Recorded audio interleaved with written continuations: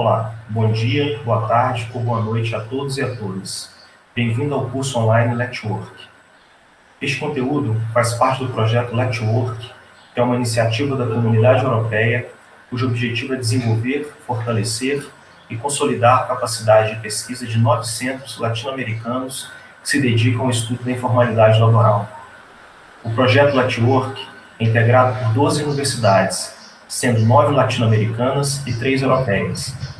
Letwork é um projeto cofinanciado pela Comissão Europeia através do programa Erasmus. A presente aula faz parte do módulo 2 do curso Letwork. Este módulo é composto por 4 aulas. A aula 1 é intitulada Informalidade e Estilos de Desenvolvimento. A aula 2 tem por título Informalidade e Financiarização. A aula 3, Informalidade e Plataformização. E, por fim, a aula 4, intitulada Políticas Públicas e Informalidade. Neste momento, estamos dando início à aula 1 do módulo 2, cujo tema é Informalidade e Estilos de Desenvolvimento. Para compreender a informalidade e sua relação com os estilos de desenvolvimento, faz-se necessário um breve percurso histórico.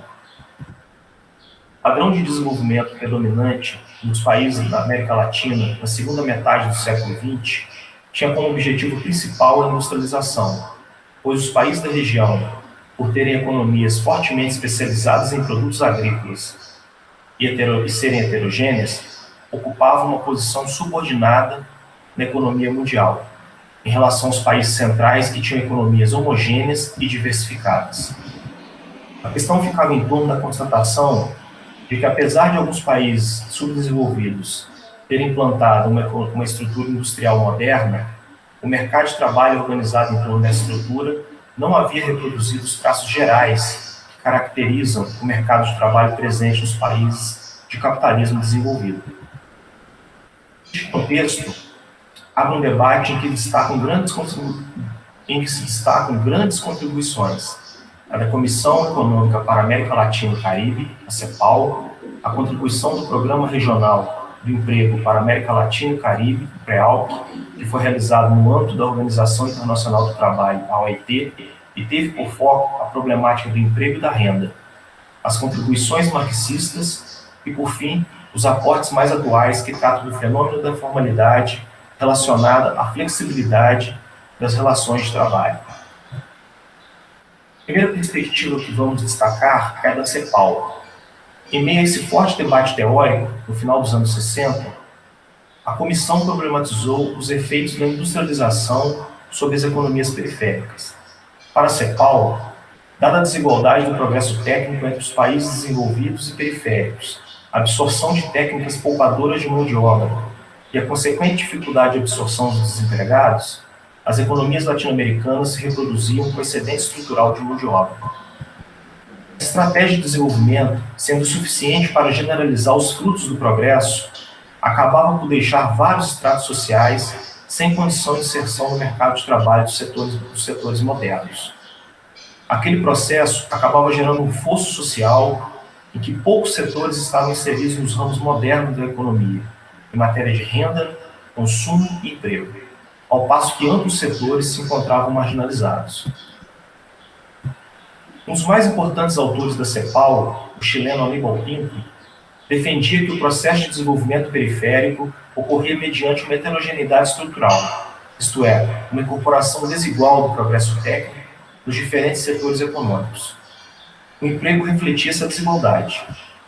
Assim, se as economias periféricas tinham, por um lado, setores integrados verticalmente e com uma maior densidade de capital, por outro, a marca era a incorporação desigual do progresso técnico, o que gerava não absorção pelo mercado de trabalho de uma ampla parcela da força de trabalho.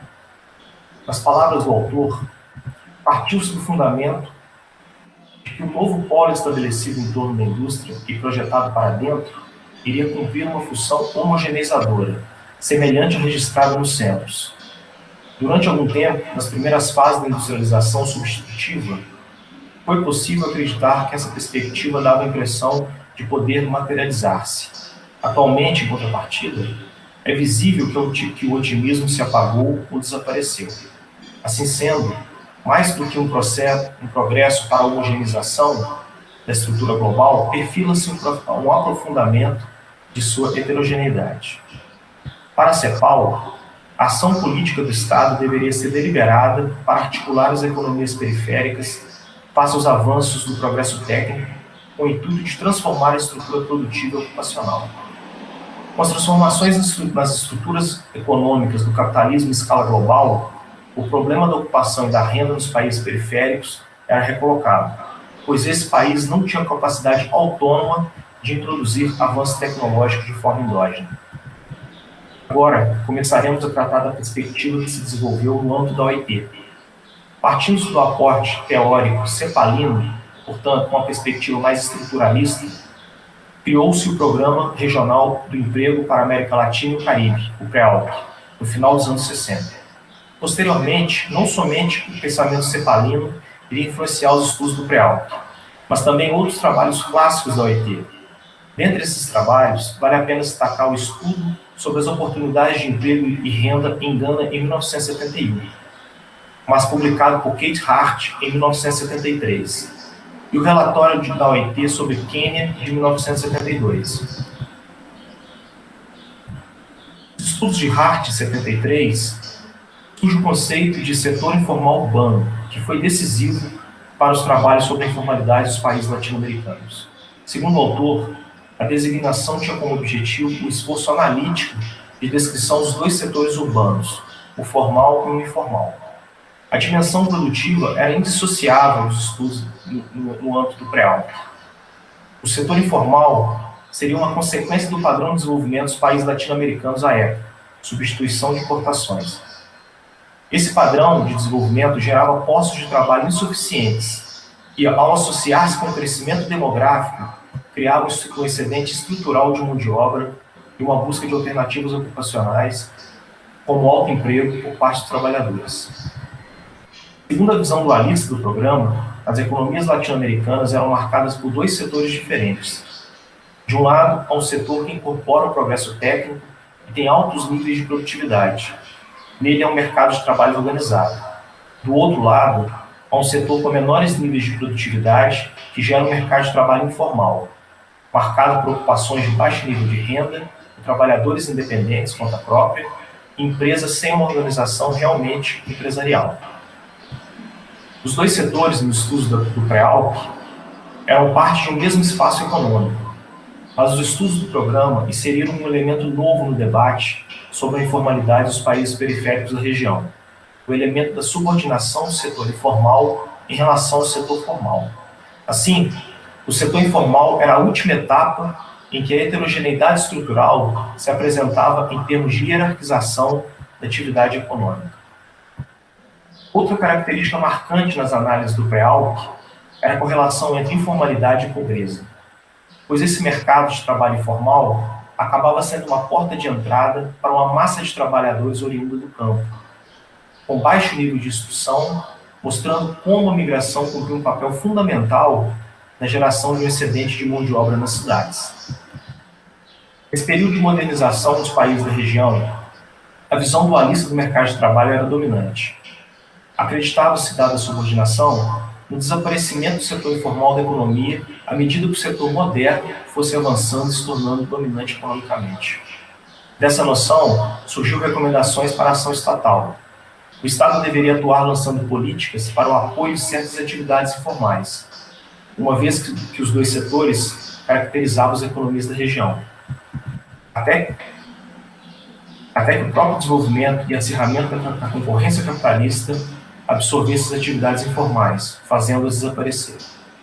Uma terceira contribuição que trataremos é a contribuição marxista, pois o debate sobre a informalidade e o desenvolvimento capitalista também foi abordado nos estudos marxistas. Neste campo, em alguns estudos, o elemento da subordinação foi reforçado com a perspectiva de funcionalidade do setor informal em relação ao setor formal. E a partir da crítica realizada, a visão de dualidade que predominava até então. De forma divergente, mas ainda na perspectiva marxista e com a influência dos estudos estruturalistas, posteriormente foram realizadas abordagens que, se por um lado compreendiam a subordinação existente entre os dois setores, por outro entendiam que continuava existindo a a perspectiva de absorção paulatina do setor informal pelo setor formal, dado o desenvolvimento capitalista. Assim, perdia peso a abordagem de funcionalidade existente nos primeiros estudos marxistas. Por fim, vale a pena destacar ainda a contribuição de Castells e Portes. No final dos anos 80, com o cenário de crise do Fordismo e ascensão do neoliberalismo, surgem novas abordagens que analisam o problema da informalidade de forma mais ampla. O capitalismo neoliberal, sob a ótica do trabalho, iniciou-se um processo de flexibilização, isto é, a redefinição das regras de assalariamento orientada para o uso mais flexível e intenso do trabalho, ampliando e recriando as relações e formas de trabalho díspares. A noção de formalidade associada à flexibilidade passa então a ser discutida por Castells e Portes. Os autores apresentam o termo economia informal, definindo-a a partir do caráter heterogêneo da informalidade. Defendem que a mesma não se caracteriza apenas por estratégias de sobrevivência, e muito menos seria um eufemismo para a pobreza. Segundo os autores, a economia informal é um processo de geração de renda através de atividades não regulamentadas segundo as normas institucionais. A ausência de regulação traz como consequência a perda de benefícios sociais por parte do trabalhador, além de colocá-lo em condições de trabalho inseguras e precárias. Dessa forma, os autores atentam para o fato de que muitas empresas não somente não pagam os tributos trabalhistas, como também não pagam outros tipos de tributo. Por isso, essas empresas deveriam ser incluídas na economia informal. Neste contexto, analisam a economia informal apontando para a existência de uma inter-relação entre a economia formal e a economia informal, como também a alternância de um mesmo trabalhador entre as atividades formais e informais. Além disso, trazem uma nova interpretação sobre o fenômeno que passa a ser debatido como um processo e um produto da reestruturação econômica mundial, resultante da crise dos anos de 1970. As estratégias das grandes empresas, no ambiente de flexibilização, fez com que a informalidade ganhasse, nesse contexto de mudanças, um caráter universal, uma vez que é verificado tanto em países desenvolvidos quanto nos países em desenvolvimento. Portanto, para concluir, temos que todas as abordagens sobre a informalidade mostram as dificuldades de consenso em torno do que seja esse fenômeno na realidade latino-americana e até mesmo global. Para a CEPAL, a estratégia de desenvolvimento focada na industrialização não foi suficiente para gerar uma estrutura mais homogênea no mercado de trabalho. Esse processo criou um fosso social em que poucos setores estavam inseridos nos ramos modernos da economia, em matéria de renda, consumo e emprego. Para a OIT, no âmbito do pré-ALC, partindo-se da dimensão produtiva, o padrão de desenvolvimento da periferia gerava um setor formal e outro informal. O formal tinha maior capacidade de incorporar o progresso técnico, gerando um mercado de trabalho mais organizado. Já o informal era composto por ocupações de baixo nível de renda, por trabalhadores por conta própria e empresas com dificuldade de organização.